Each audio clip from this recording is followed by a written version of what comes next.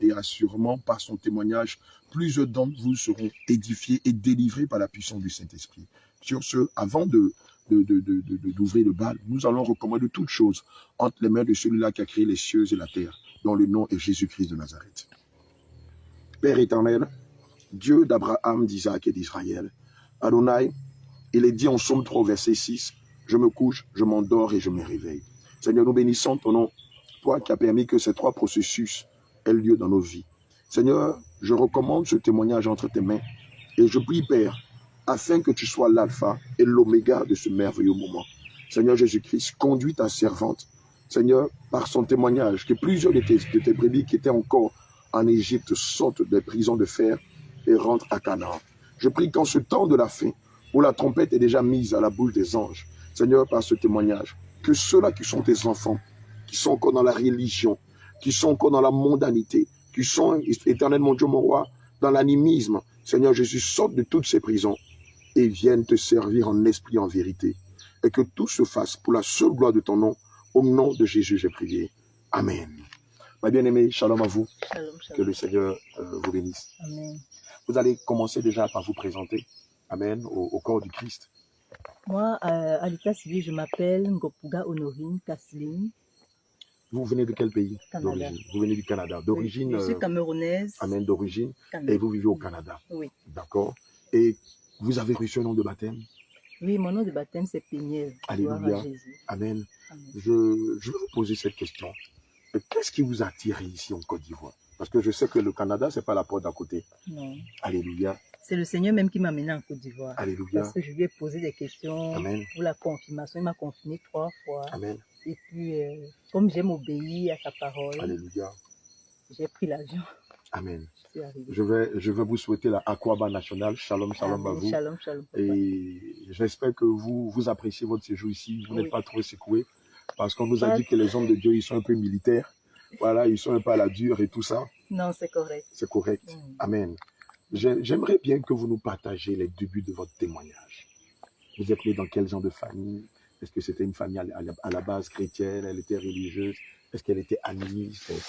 Elle était engagée dans l'œuvre du Seigneur Jésus? Je suis née dans un foyer polygamique. Mon père avait 2 femmes. C'est vrai qu'il a fait les enfants avec 3 femmes, mais la deuxième maman, ses parents n'ont pas accepté que mon père l'épouse parce qu'il était déjà marié. Mon père, il croit tellement en Dieu, il est protestant. En Dieu, en Jésus, mais ce n'est pas la saine doctrine véritable. Bien sûr. Oui. Donc, nous y allons à l'église, il nous a bien élevés. C'est un papa vraiment exemplaire et très droit. Je l'aime beaucoup. Shalom, papa, si tu écoutes ce témoignage. Je t'aime beaucoup, papa.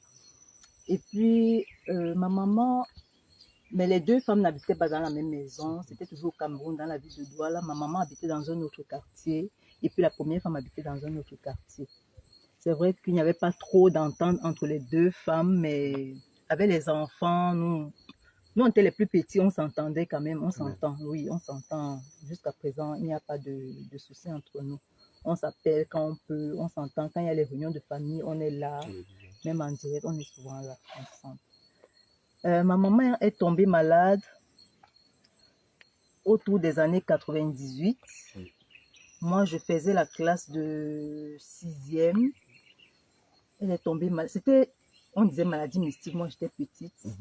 C'était un mois de décembre, nous sommes allés en vacances. Ma cousine venait de la Suisse avec ses amis, nous sommes allés fêter au village. Et puis je me souviens que ma maman portait une marmite de taro, des tubercules de taro qui était cuite par terre verser l'eau. Au retour, elle retrouve qu'il y a une grosse plaie à son tibia. Je ne sais plus si c'était gauche ou droite, mais c'était à son tibia. Genre la chair était tombée. On ne sait pas qui avait coupé son pied, ce qui s'était passé. C'est là où la maladie de ma mère a commencé. Mais la plaie avait guéri. Elle est rentrée sur Douala, la plaie a guéri. Nous, étant enfants, on ne comprenait pas trop, mais on entendait comment ça disait, c'était mystique. Un jour, je me souviens, j'étais petite, j'étais dans la cour. Ma grand-mère, elle est déjà décédée, la mère à ma maman. Je jouais et puis elle me dit, elle se cache. Elle se couvre comme ça. Elle dit, ne me regarde plus, ne me regarde plus. Elle dit à ma mère, ton enfant, ce n'est pas bien. Je ne sais pas ce qu'elle avait vu en moi. Ta grand-mère maternelle. Ma grand-mère maternelle. Oui. Elle dit, ne me regarde plus. Elle dit à ma mère, ton enfant là n'est pas bien, ton enfant là n'est pas bien. Quitte devant moi, quitte devant moi. Bon, en tant qu'enfant, je suis quittée, je ne savais pas. 2 jours plus tard, elle a voulu que je l'accompagne au marché. Donc, c'est comme si elle voulait me donner, je ne sais pas trop si j'avais compris. C'est quand j'ai grandi que j'ai compris comme ça, parce qu'elle me laissait toujours en bordure de la route, là où les voitures passent. Et elle était de l'autre côté, du côté de ma grand-mère maternelle. Et quand on marchait, elle me poussait toujours avec la main. Mais je voyais, mais elle me serre du côté de la route, je ne sais pas où elle voulait que la voiture me cogne, je ne pouvais pas, je ne peux pas affirmer. C'est un taximan qui avait dit à ma grand-mère, tu veux tuer cet enfant? Est-ce qu'on t'a demandé la chair humaine? Tu veux tuer l'enfant? Enlève l'enfant de là. C'est là où le taximan lui-même a poussé avec la main. Je suis allée d'un côté. Bon, on a grandi dans cela. On a grandi dans cette famille de mystiques, entre guillemets. Nous, on ne comprenait pas. À chaque fois, on allait au village. Moi, j'entendais souvent des gens crier vers... On avait une rivière derrière la maison. On disait, laissez les enfants là, ils sont venus en vacances. Laissez-les, ne les touchez pas. Faut les laisser. Tellement on était nombreux dans la maison, on m'a demandé, il n'y avait plus de place. Mon grand-père m'a demandé d'aller dormir avec lui. Il dit, il n'y a pas de place, toi, viens dormir ici. Il n'y a pas de place dans la maison. Avant de dormir, il me dit, si tu veux faire pipi, je faisais la place de coup moyen 2. Il dit, si tu veux faire pipi, il y a un pot ici. Ne me réveille pas la nuit. Même si tu me vois endormi, comment, sur quelle position, ne me touche pas. Fais pipi dans le pot. Moi, j'étais petit, je ne connaissais rien. Et puis, je voulais faire donc pipi dans la nuit. Il avait baissé la lampe. Je le pousse, grand-père. Il était donc raide. C'était la première fois que je voyais ça. Comme raide, mort, là, comme ça. Couché sur le dos. Couché sur le dos, comme ça. Comme raide, comme un cadavre. Je le bouge, il ne bouge pas. Je le bouge, je le secoue, il ne bouge pas. J'ai eu peur. Je ne me suis pas levée pour aller pisser. Le matin, très tôt, il me dit, je t'ai dit de ne pas me réveiller. Pourquoi tu as essayé de me réveiller? Depuis le jour-là, j'ai dit, moi, je ne dors plus avec lui. Hein, avec lui là-bas, je ne dors plus avec lui. Donc, j'ai grandi, je ne savais donc pas ce qui se passait. Je n'avais jamais dit à mes parents que voilà ce que grand-père m'a dit, voilà ce qui se passe. Je ne savais pas. Ma mère est tombée malade. Elle nous avait expliqué comment, un jour, ma grand-mère est venue du village la voir. Elle lui dit que j'aimerais que tu viennes avec ta première fille. Ma mère est allée au village, mais elle n'est pas allée avec ma grande sœur. Parce que on avait demandé ma grande sœur, comme ma grand-mère était dans une, je peux dire sorcellerie entre guillemets, où elle mangeait les enfants, où elle mangeait les gens, il fallait donc, c'était son tour quoi, il fallait qu'elle mange aussi ma grande sœur. Ma mère allait au village, elle n'est pas allée avec ma grande sœur. Ma grand-mère s'est fâchée, selon ce que ma maman nous expliquait. Ma grand-mère s'est fâchée, ma grand-mère dit, tu n'es pas venue avec ta fille, pourquoi? Je suis maintenant entre l'écorce, elle avait dit entre l'écorce et l'arbre. Je ne peux rien faire. Qu'est-ce que tu veux que je fasse? C'est profond. Moi, je ne comprenais pas le sens. C'est ma mère qui nous disait ça. Avant de mourir, ma mère nous a raconté. Elle nous a tout raconté. Donc, ce qui fait donc que comme ma mère n'est pas venue avec ma grande soeur, c'est ma mère qui devait partir. Parce que ma grand-mère, ses enfants partaient du premier. Donc, ils allaient en rang, le premier, deuxième, troisième. Ma mère était la troisième. Ma mère était la troisième. Ma mère nous raconte que ce jour, quand elle n'est pas venue avec ma grande sœur, elle dormait dans la nuit autour de 2 heures. Son oncle, je ne sais pas si c'est le petit frère ou le grand frère à sa mère, peut-être le petit frère, il était le plus grand sorcier. Il était un très très grand sorcier du village, au point où tous ses enfants l'ont même fui. Il est venu cogner à la porte de ma maman, il cogne. Il demande à maman quelle heure il est. Vers 2 heures du matin, il demande quelle heure il est. Ma mère s'est dit, mais tu me demandes l'heure comment? Prends ma montre en même temps. Elle dit, il est 3 heures du matin. Prends ma montre en même temps. Ma mère nous a dit que c'était l'erreur qu'elle avait commise de laisser sa montre à mon oncle. Donc, je ne sais pas s'il avait versé quelque chose au sol, s'il avait travaillé. Moi, je ne sais pas. C'est à partir de là que ma mère est tombée malade. Elle allait dans tous les hôpitaux, on ne voyait rien. Elle va ailleurs, on dit cancer de l'utérus, on dit cancer du sein. Au point, on avait même fini par enlever son utérus. On était des enfants. Ma mère, elle a fait, je pense, 2 ans de maladie. Elle a été chez les marabouts, elle a été chez les prêtres catholiques, même qui bénissaient l'eau. Donc, tellement elle cherchait une solution. Elle a été chez les praticiens. Elle n'a pas trouvé de solution. Donc, c'est comme ça qu'elle est décédée. On était des enfants, elle est vraiment décédée. Elle est décédée. Ça nous a touchés. Et mon père, tout malheureux, qui a perdu sa femme, qui l'encadrait bien, parce qu'il vivait beaucoup plus avec nous qu'avec la première qui était séparée. Très attaché à elle. Donc ma maman est donc décédée et puis nous avons grandi avec notre père. Mon père a dit qu'il ne prend plus notre femme. Il va élever ses enfants tout seul. Il nous a élevés, c'est lui qui nous a appris à compter les périodes mensuelles. Il nous traitait avec le fil, il s'occupait de nous, il faisait tout. Il allait au marché, il cuisinait aussi. Mon père, il a été comme papa et maman en même temps. Voilà. Et il suivait, il était très strict. Il avait il a les maisons à louer. Il ne voulait pas qu'un homme vienne demander la maison à lui parce qu'il sait qu'il a fait beaucoup de filles. Quand il écrit, il dit chambre allouée par une femme ou bien studio alloué par une femme. Un garçon ne peut pas venir demander. Wow. Donc, c'était tellement. Ma grande, l'aînée, elle était allée vivre avec un homme. Elle avait fait un enfant. La deuxième aussi était allée vivre avec un homme. Donc, on était comme. La troisième était décédée. Elle avait contracté une grossesse. Et comme elle avait peur et honte à cause du caractère de mon père, elle a cherché à avorter.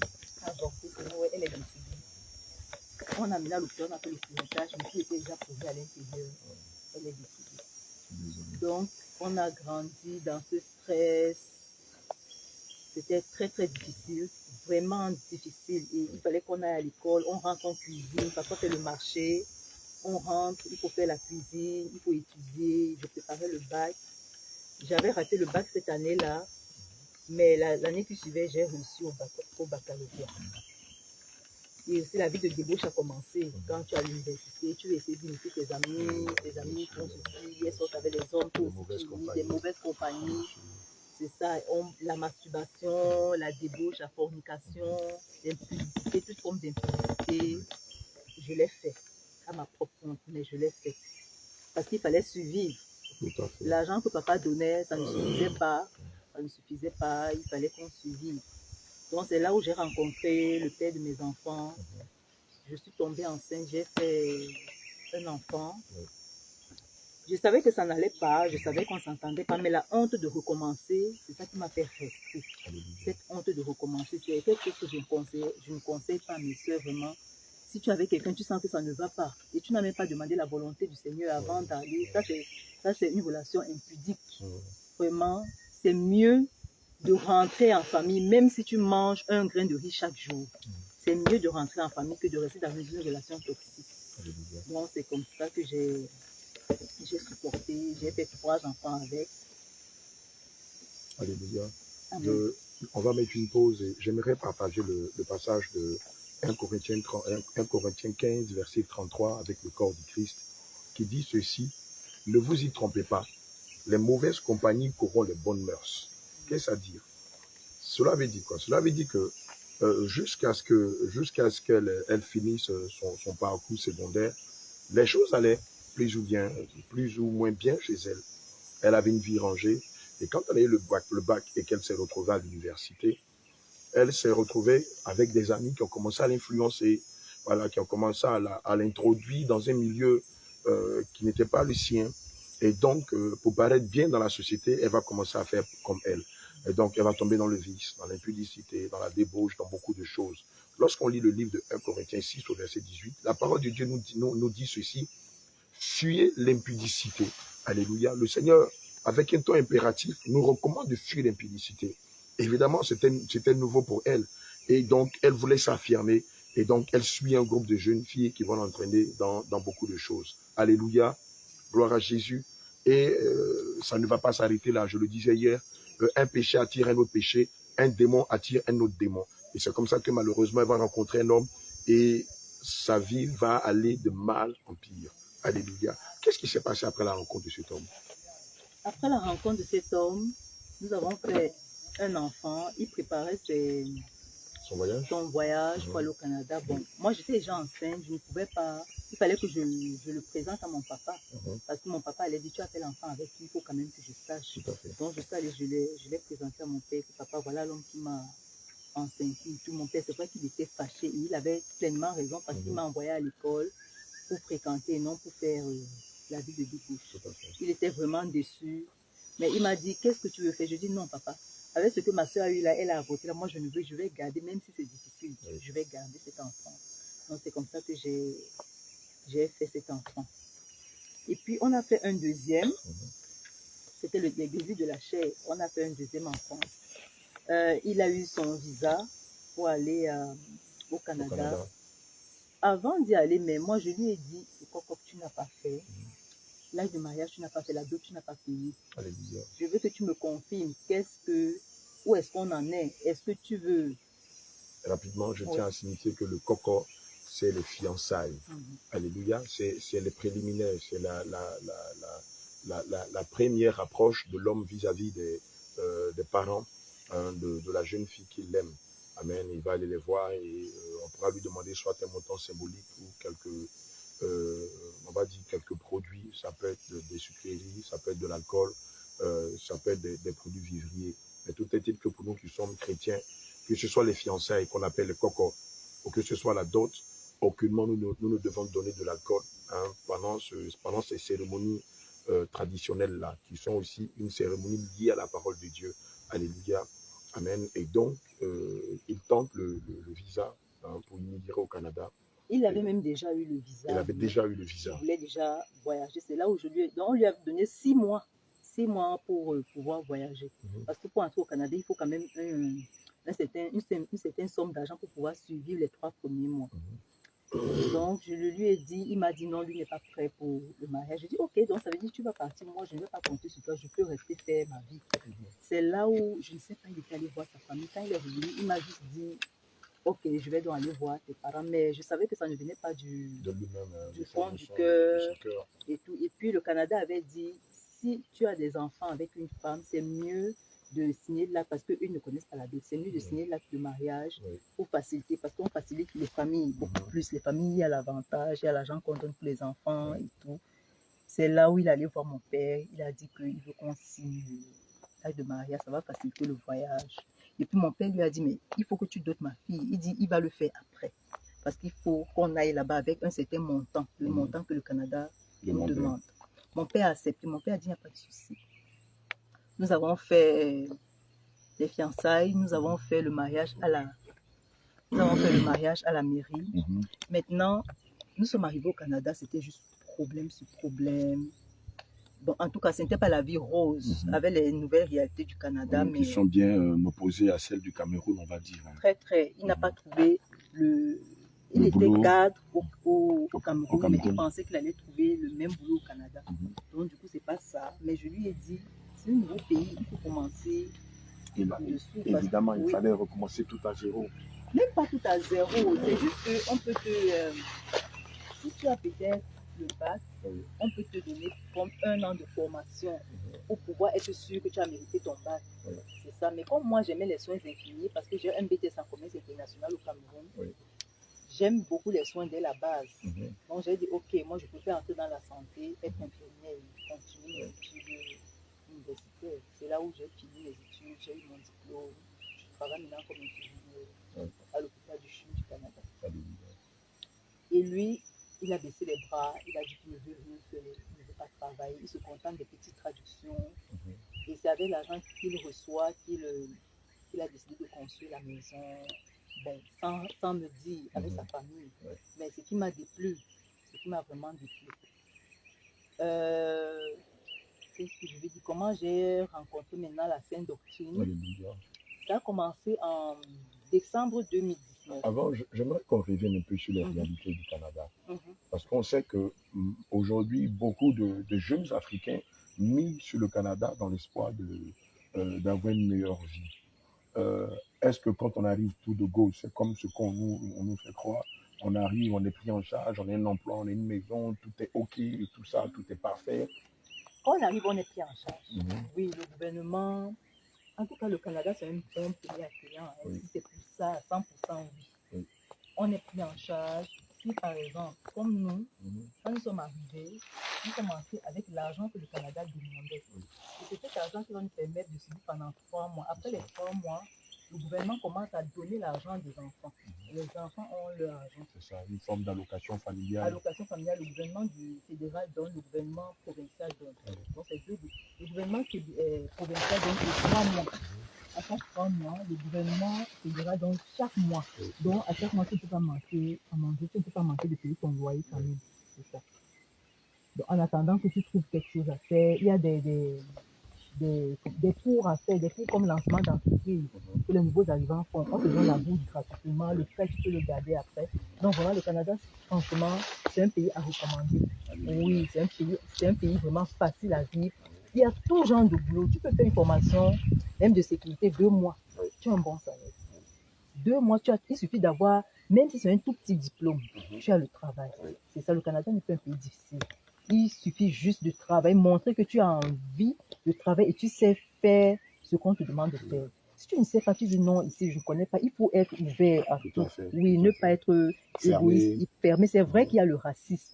Mais si tu mets des gens en tête qu'il y a le racisme. Moi, j'ai travaillé dans la santé, on était en stage.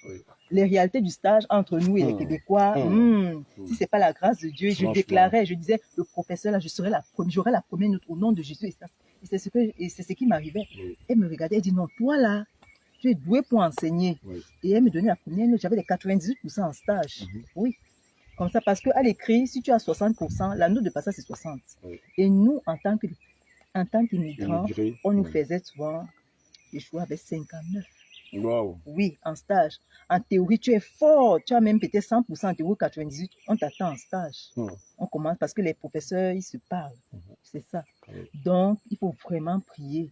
Il ne faut pas toujours mettre un blocus dans la tête. Non, mais le Canada, c'est un pays vraiment à recommander aux jeunes Africains, oui. Vraiment ouvert. Quand tu es au Canada, c'est une meilleure vie. Il n'y a ni trop riche, ni trop pauvre. Tout le monde est quand même au même sol. Maintenant, on va revenir maintenant à notre question. Comment se fait la transition? Parce qu'à la base, tu es protestante. Amen. Et comment tu découvres la saine doctrine quand tu arrives au Canada? Quand j'arrive au Canada, j'étais protestante. Et je priais même avant même de voyager au Canada. J'avais fait une prière. J'avais pris un moment de jeûne. Parce que on préparait les papiers pour voyager. J'ai fait un moment de jeûne. J'ai fait une prière. J'ai demandé à Dieu.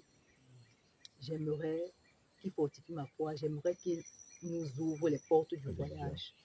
Et j'ai fait un songe où je me trouvais dans un trou noir. Comme un puits, dans un trou noir. À l'intérieur du trou, il y avait des personnes qui jouaient aux cartes sur la table et moi, j'étais comme dans un coin. J'étais dans un coin. Au-dessus du puits, il y a une ouverture. Je voyais la lumière au-dessus du puits. J'ai entendu une voix une voix fine qui disait, voilà le Seigneur Jésus qui passe. Et puis, dès que je lève la tête, je vois quelqu'un qui passe. En tout cas, les pieds de quelqu'un comme s'il avait porté des sandales. Lanières, un peu dans ce style. Non, comme des cordes. Ah oui, les lanières. Je ne sais pas comment ça s'appelle, mais je sais que c'était des sandales avec une robe blanche. La personne est passée comme ça. La première fois, j'ai crié, Seigneur Jésus, sauve-moi. C'était la voix de la honte. La deuxième, vu que ça n'a pas marché. La deuxième fois, je dis, je suis chrétien. Je dis, Seigneur Jésus, sauve-moi, ça ne marche pas. Donc, moi-même, je sentais que je n'ai pas creusé ça au fond de moi. Dans la voix, en tout cas, je n'ai pas demandé de tout mon cœur, ça ne venait pas. La deuxième fois, j'ai dit, Seigneur Jésus, sauve-moi, je vais sortir de ce trou. Rien. La troisième fois, j'ai dit, où ça, où rien. J'ai sorti toute la voix, c'est sorti. Et puis, je me suis retrouvée à l'extérieur, à genoux, directement. Quand on dit tout, genou fléchi, c'est ce qui m'est arrivé. Directement, devant une personne avec une robe blanche qui me dit, qu'est-ce que tu veux que je fasse pour toi? Alléluia. J'ai dit, je veux que tu augmentes ma foi. Il m'a donné quelque chose en argent bleu. En tout cas, je ne sais pas c'était quoi. J'ai pris, j'ai mis dans mon cœur, il est parti. Je me suis réveillée. J'ai regardé. Dans la chambre, il n'y a pas de lumière. C'est quoi? Je n'ai pas compris. Je n'étais pas dépouillée. Hein. Je n'étais même pas dépouillée. Mais je priais, j'avais ma Bible, je priais toujours. Je pense, 3 mois plus tard, c'est là où on a voyagé. Comment j'ai connu la saine doctrine? Ça a commencé en décembre 2019. Quand le corona a commencé, le coronavirus a commencé, tout le monde était confiné. Et nous, les travailleurs de la santé, on était comme obligés d'aller travailler. Bien sûr. Oui, on s'occupait des patients qui avaient le coronavirus et tout. On ne pouvait pas abandonner notre travail. Bien sûr. Je fais un autre songe où il y a un animal comme un gros serpent qui me poursuit. Le serpent me poursuit, je cours. Bon, je ne me vois pas en train de trop courir, mais je cours quand même, le serpent ne m'attrape pas. Le serpent faufile, je cours et puis j'arrive comme dans une maison abandonnée. Je vois à distance, il y a comme des bergers qui sont en train de garder un troupeau. Oui. Je me suis caché, le serpent était passé. Et puis, le ciel s'ouvre. Oui. Il y a quelqu'un, en tout cas, je ne sais pas si c'était un ange ou bien c'était qui, mais la personne était très grande de taille. La personne grande de taille était en train de parler. Je n'entendais pas. Cette personne grande de taille était en train de parler. Je n'entendais pas. J'ai dit, oui. Seigneur Jésus, pardon, ouvre mes oreilles, je vais entendre. Je vais entendre ce que tu es en train de dire. Ouvre mes oreilles, je vais entendre. Je n'entends pas, s'il te plaît, ouvre mes oreilles. La personne parle. Là, j'ai commencé à me repentir. J'ai dit, je te demande pardon. Je sais que je suis allée avec un homme sans mariage. Je sais que j'ai fait des enfants sans qu'on ne me doute. Pardonne-moi. J'ai cité mes péchés. Et puis, subitement, mes oreilles se sont ouvertes. Bam! J'ai entendu. Répentez-vous, l'époux arrive, le retour de l'époux est imminent, répentez-vous. Et puis je me réveille en sursaut. Aïe! Je dis, mais ça c'est quoi? Je ne comprends pas. Je prends mon stylo, j'écris, parce que j'écrivais souvent ces genres de songes. J'écris, je ne comprenais pas c'était quoi. Répentez-vous, qui est l'époux? Je me dis, mais qui est l'époux? L'époux c'est qui? C'est Jésus, je ne comprenais pas. Bon.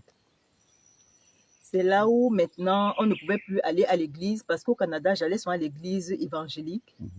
On ne pouvait pas aller à l'église, les églises étaient fermées. Je disais, bon, il faut que je me mette à prier.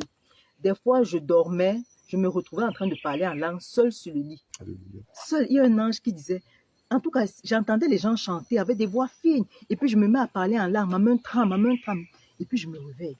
Je réveille le père de mon enfant. Je dis, tu m'as entendu parler? Il dit non. Ça m'est déjà arrivé au moins 3 fois dans la vie. 3 fois. Je ne comprenais pas, mais étant petite, je sentais que j'avais l'appel. Je sentais que le Seigneur voulait m'utiliser. Je sentais parce que même des fois, étant petite, bon, c'est vrai que je ne l'ai pas dit, je dormais et puis j'entendais, on m'appelait, viens pour combattre. Il y a les sorciers dans votre quartier. Je me trouve en train de me lever, on me donne l'épée, on m'habille comme les guerriers, comme les gladiateurs. On m'habille comme les gladiateurs et je combats, on dit, dis au nom de Jésus. Je dis au nom de Jésus et puis l'épée perce les sorciers, l'épée perce les sorciers et puis je reviens. Je dis, mais qu'est-ce qui se passe? Qu'est-ce qui se passe? Je n'avais jamais dit. Et le jour où ma grand-mère mourait au village, j'ai combattu au village. J'étais dans la ville de Yaoundé chez ma tante. On nous avait dit que notre grand-mère est très malade. Parce que depuis l'enfance, j'avais des visions, des songes qui se réalisaient toujours. Même les résultats des examens, j'avais toujours... des fois, j'avais ce qui arrive à l'examen, on me donne... on me montre, je suis dans une salle de classe, on vient me donner un papier avec toutes les questions. Un papier avec des questions semblables à celles qui viendront à l'examen. Et c'était pareil. Ou bien on me donne les résultats des examens, c'était pareil. Donc, le jour où ma grand-mère mourait, donc c'était une parenthèse avant d'arriver au Canada. Quand ma grand-mère mourait, j'ai fait un songe où j'ai encore entendu les mêmes personnes qui m'avaient appelé pour aller combattre. Ils m'ont dit, viens, il y a les sorciers dans ton village. Il faut que tu viennes. Dès que j'arrive, ils me rhabillent en gladiateur. Ils me rhabillent en personnes qui vont en guerre. Je ne sais pas, comme dans les films chinois. Comme dans les films chinois, quand ils sont sur des chevaux. Il y avait certains qui étaient sur des chevaux, d'autres étaient habillés. En tout cas, je ne sais pas comment expliquer ça, mais ils étaient habillés en gladiateur. Ils avaient de ces armes, des fusils. Ils m'ont donné une arme. Et c'est comme ça que je combattais. On dit, dis au nom de Jésus, je combats, je perce. Je vois comment mon épée perce la tête, mon épée perce. Et à 19h, le même jour, on m'a dit que ma grand-mère était décédée. Le même jour, à 19h, parce que j'avais dit cela à mon oncle, j'ai dit cela à tous ceux qui étaient dans la maison, le songe que j'avais eu. À 19h, on m'a dit que ma grand-mère est décédée. Et même, il m'avait dit, tu as eu un songe, un grand songe aujourd'hui, hein? Vraiment, on t'a vraiment montré ça. C'est là où j'ai commencé à comprendre que j'avais l'appel, mais je ne savais pas comment. Je ne savais pas comment le Seigneur allait faire. Je ne savais pas, mais je le sentais depuis l'enfance. Bon, je reviens au Canada. Comment, pendant le Covid-19, comme je disais tantôt, il n'y avait pas d'église. Les églises étaient fermées. Moi, j'allais à l'église évangélique parce qu'il n'y avait pas EPC. Quand on était petit, mon père, lui, il était dans l'église presbytérienne camerounaise. Et puis, il n'y en avait pas au Canada. En tout cas, moi, je n'avais pas trouvé, après maintes recherches, je n'avais pas trouvé. J'étais donc obligée d'aller à l'église évangélique. Toutes les églises étaient fermées. On était obligé de faire les cultes dans les réseaux sociaux. C'est là où je défilais, donc dans les réseaux sociaux, je défilais. Non, la bien-aimée Priscille, elle priait déjà avec une femme. Elle m'a dit, non, la femme, là, elle fait le combat spirituel. Comme on a vu depuis, on est en période de Covid. Essaye de prier avec elle. Répète juste ce qu'elle dit. C'est là où moi aussi je me connecte. C'est dans Holy Spirit Ministry. C'est là où je me connecte. Et puis je vois, je dis, aïe, la maman là, elle prie. Elle prie. C'est là où moi aussi j'ai commencé à prier parce que je ne lisais pas ma Bible chaque jour. Ça, je l'avoue. Je ne la lisais pas chaque jour. Je pouvais lire un psaume en passant. Et puis je fais la prière de notre Père qui est au ciel, je dors. Je ne savais pas qu'il faut remercier, il faut chanter les louanges, remercier le Seigneur, demander pardon, invoquer le sang de Jésus, le Saint-Esprit, et puis demander, faire des prières d'intercession. Ça, je ne savais pas. C'est quand j'étais donc avec la maman, là, elle nous a appris comment prier. On priait. À chaque fois que je priais, quand je dors, j'ai les combats, j'ai dit, comment je prie? Et puis les gens m'attaquent. Comment je prie? Je sens qu'on vient m'appuyer le cou. Ça veut dire que les prières là fonctionnent. Elle dit, il faut insister, il faut insister. Bon, c'est là où j'ai continué à prier. Et puis un jour, quand Christine me dit qu'elle n'est plus là-bas, j'ai dit, mais comment tu n'es plus là-bas? Tu n'es plus là-bas, pourquoi? Elle a essayé de me relater. Elle ne m'a pas tout dit. Bon, elle m'a dit, non, la femme ne prêche pas. Essaye de rectifier. C'est dans le livre de Corinthiens, voilà. 14, verset 33. Exactement. On dit la femme ne prêche pas. Quand moi-même je parle, on dit que les femmes se taisent. Je dis, oui. Ça commence à me remonter. Je vais faire comment pour sortir. Et puis là-bas, on dirigeait aussi la prière. C'était mon tour pour diriger la prière. Moi, je ne savais pas comment diriger la prière. Quand j'ai dirigé, ça n'a pas marché comme elle voulait. Elle n'était pas contente. Et elle prêchait beaucoup plus la prospérité. Dépouillez-vous du corps. Elle-même, elle est dépouillée du corps, mais elle ne prêche pas ça à 100%. Elle peut prêcher ça, disons, à 10%. Le reste, c'est la prospérité. Mais je lui ai envoyé le songe parce que je n'étais pas tranquille. Je disais, Seigneur, comment je vais faire pour lui envoyer? Je n'étais pas tranquille. Je lui ai envoyé ce songe. Le même jour, elle a fait le culte où elle a parlé du dépouillement, mais en fine partie, le reste, c'était encore la prospérité. Je bénis vos finances, les finances, l'argent, le mariage, tout ça, prends. Tu veux le mariage, tiens. Tu veux ceci, tiens. Tu veux cela, tiens. Mais mon cœur, quand elle prêchait le mariage, moi, ce qui sortait de ma bouche, c'était la repentance. C'était toujours le pardon des péchés. C'est ce que moi, je disais. Et puis, je me suis dit, mais ça ne sert à rien de rester là. Si elle prêche la prospérité, moi, dans ma bouche, je dis autre chose, en gros, à la fin. C'est là où, alors, je me suis déconnectée. Je n'étais pas à l'aise. Je me suis déconnectée. J'ai dit, bon. C'est là où j'ai vu la vidéo de Priscille, où Priscille était en Côte d'Ivoire.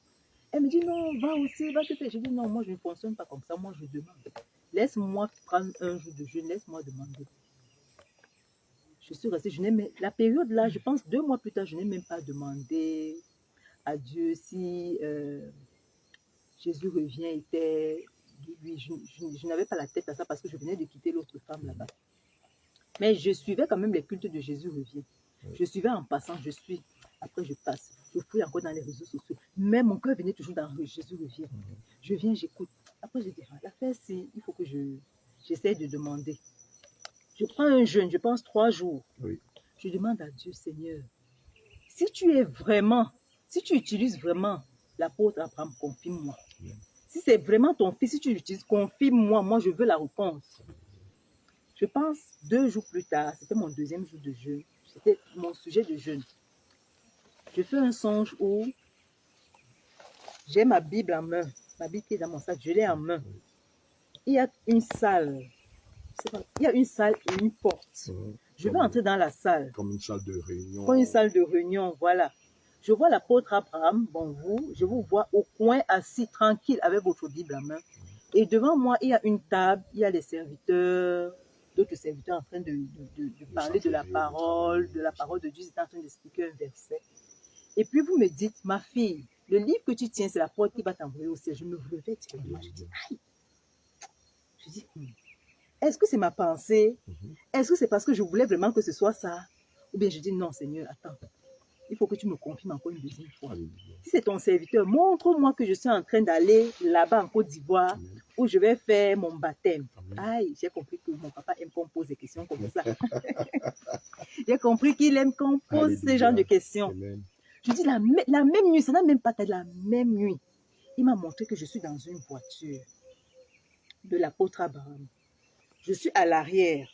Il y a sa fille, il y a une autre femme, il y a sa femme devant lui-même, il conduit. On est en train d'aller à l'église. On va à l'église. Arrivé à un carrefour, moi, je sors de la voiture. Je me retrouve avec une brouette en main. Dans la brouette, il y a la nourriture. Il y avait comme du charbon, des pommes de terre, du riz. Bon, en tout cas, c'était la nourriture. Oui. Et il y avait 3 enfants qui m'empêchaient d'aller. Il y a un enfant qui tirait ma robe en avant, l'autre qui tirait de ce côté, l'autre qui tirait là, comme pour m'empêcher d'aller là où je devais aller. Oui.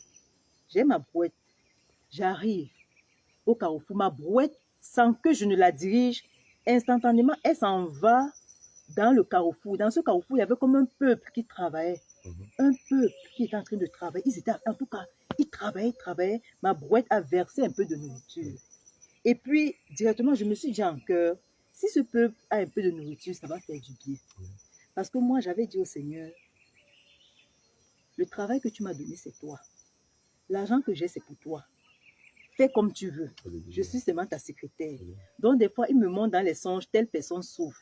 Et même si c'est à 2 heures du matin, si j'ai le numéro de la personne, je ne regarde même pas s'il me reste combien j'envoie. C'est comme ça. C'est comme ça qu'il m'utilise. Et c'est comme ça qu'il m'a montré qu'il faut que je paye mes dettes. J'ai payé, le lendemain, j'ai payé ma dette directement. C'est comme ça que je fais. C'est comme ça. Et puis, revenons dans ce carrefour. Quand la nourriture s'est versée, mon être intérieur a dit, si ce peuple a un peu de nourriture, c'est pas grave, ça va toujours faire du bien. Et puis un jeune homme est apparu. Un jeune homme, il pouvait avoir 23, entre 23 et 25 ans. C'était un très jeune homme. Il donne d'abord à une des filles. Voilà ce que tu as demandé au Seigneur Jésus. Tiens, il lui a donné. À mon tour, il me regarde, il appelle son frère, il dit, donne-lui la grâce. Et puis je me réveille. Je dis, donc avant d'aller à l'église de Bassam, là, au carrefour, là, il y a des anges qui donnent des bénédictions. Je dis, aïe. Ça veut dire que le Seigneur est en train de me montrer que je vais aller là-bas. Je dis, ok, c'est pas suffisant. Seigneur, je veux la 3e confirmation. Après, je ne te demande plus. Je ne te demande plus, je veux la 3e confirmation. Montre-moi que je suis en train de faire ma repentance là-bas. Montre-moi seulement. Il me montre qu'on est en train de prier pour moi.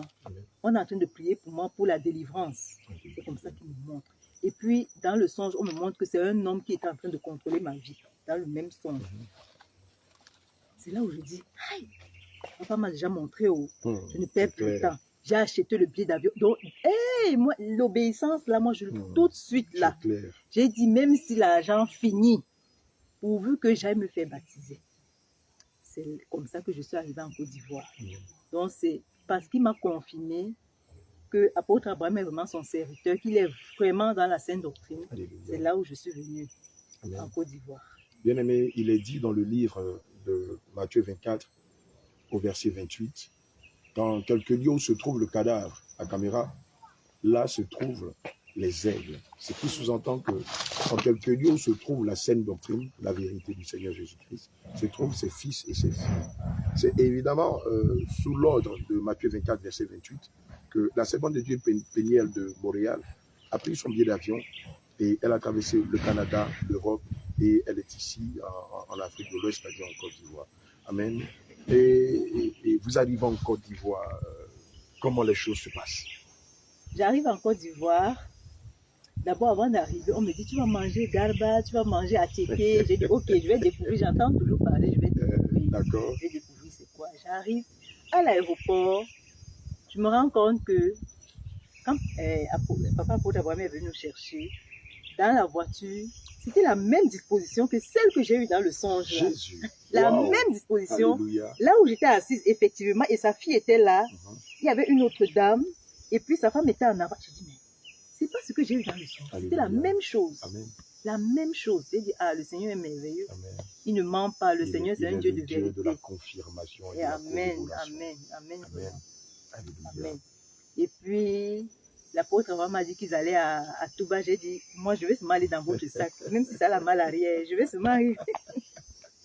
Amen. Ça fait longtemps que je n'ai pas été au village, donc je m'adapte.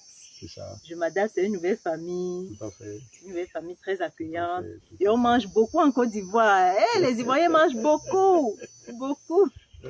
J'ai bien mangé le garba, c'est très bon. Alléluia. Attiéké, le placali, le foutou. J'ai même plus de l'eau à la rive. Oui, je ne sais pas si on a la vidéo, mais bon, on va vous envoyer la vidéo. Hey, papa. Le baptême d'eau, parlons-en. Comment ça se déroule, le baptême d'eau? Parce qu'on sait que vous étiez on était tous ensemble dans le fleuve Cavali.